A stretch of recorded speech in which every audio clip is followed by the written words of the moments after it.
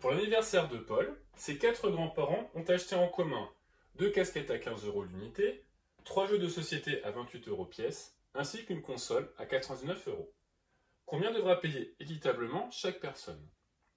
Tu as affaire à un problème pour lequel il faudra calculer le total des dépenses que les grands-parents de Paul ont fait pour son anniversaire.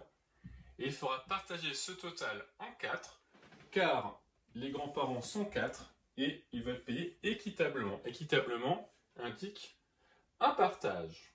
Donc je calcule le total et je partagerai mon total en 4. Maintenant que tu as ton plan pour résoudre ce problème, que savons-nous? Les grands-parents ont acheté des casquettes. Ils ont acheté 2 casquettes à 15 € l'unité. L'unité, comme pièce, c'est un mot qui va indiquer une multiplication. Donc 2 casquettes à 15 € l'unité, 15 € pour la première casquette, 15 € pour la seconde casquette. Donc nous devrons calculer 15 fois 2. Situation identique pour les jeux de société. Ils ont acheté 3 jeux de société à 28 € pièce. Ce mot pièce veut dire que c'est un jeu qui coûte 28 €.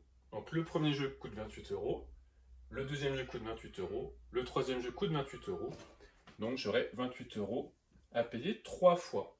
Donc je remplace les jeux par 28 fois 3. La console de jeu. Une console à 99 €. Elle vaut 99 €. Une partie facile. Donc maintenant, je vais calculer les parties bleues et vertes. 15 fois 2, hop, ça fait 30. 15 minutes, 15 minutes, 30 minutes. Donc je peux remplacer la partie casquette par leur coût. Donc les casquettes coûtent 30 €. Les jeux de société, 28 fois 3. Un petit peu de calcul mental, 20 fois 3, 60, 8 fois 3, 24. 60 plus 24, 84 €. C'est ce que je répète souvent. Dans les problèmes, ce n'est pas les calculs qui doivent être compliqués, c'est surtout l'organisation. Et donc la console à 89 €. Nous connaissons maintenant les 3 parties. Pour connaître le total, maintenant tu le sais, il faut ajouter toutes les parties. Donc 30 plus 84 plus 99. Donc les casquettes plus les 3 jeux de société plus la console qui va me donner le total en rouge. 9 plus 4, 13. 9 et 1, 10, 18, 21. Donc tous les cadeaux ont coûté en tout 213 €. Donc mon total est de 213, car j'ai ajouté toutes les parties. Et donc maintenant je passe à ma deuxième étape, je dois partager en 4. 1, 2, 3, 4. Partager en 4, c'est une division. Alors attention, 213 divisé par 4. Avec l'expérience, tu sais qu'il faut laisser de la place, car 213 n'est pas dans la table du 4.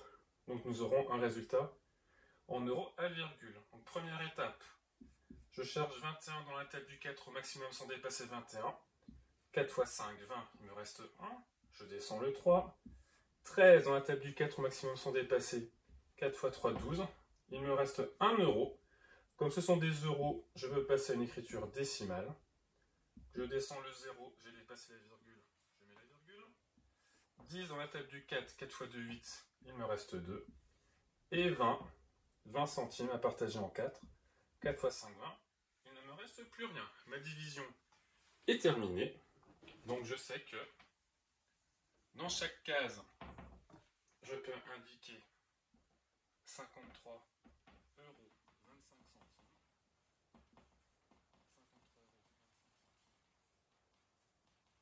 Partagé 213 € en 4.